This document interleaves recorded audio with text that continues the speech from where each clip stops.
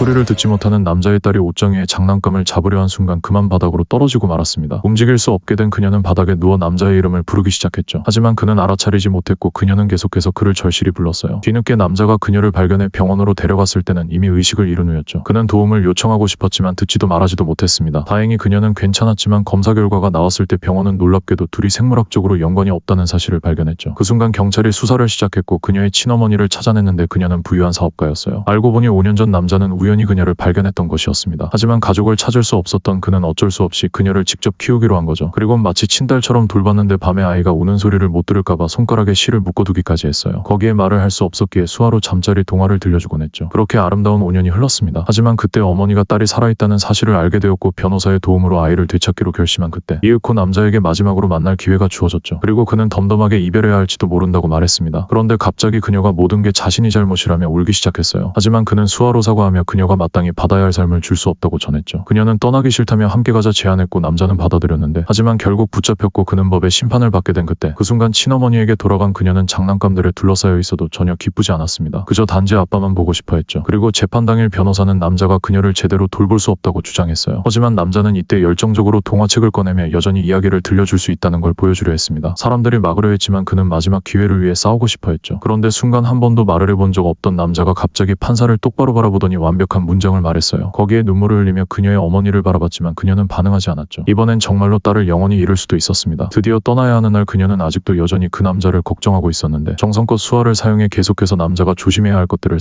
상기시켜줬죠. 그걸 본 남자는 감정을 억눌렀고 슬퍼 보이지 않으려 온 힘을 다해 버티며 말하는데 아빠가 그리우면 그냥 눈을 감아. 그러면 멀리서도 아빠를 볼 수 있을 거야. 라고 했어요. 그리곤 그녀가 차에 올라 손을 흔들자 그도 손을 흔들었는데 하지만 그 순간 눈물이 흐르기 시작했죠. 차를 쫓아 달리고 싶었지만 남자는 멈춰서야 했습니다. 차가 멀어져가는 모습을 보며 더 이상 참을 수 없었고 눈물을 흘리며 하늘의 딸이 행복하기를 기도하는데 여러분 과연 누가 그녀를 키워야 한다고 생각하시나요? 남자일까요? 아니면 친어머니일까요?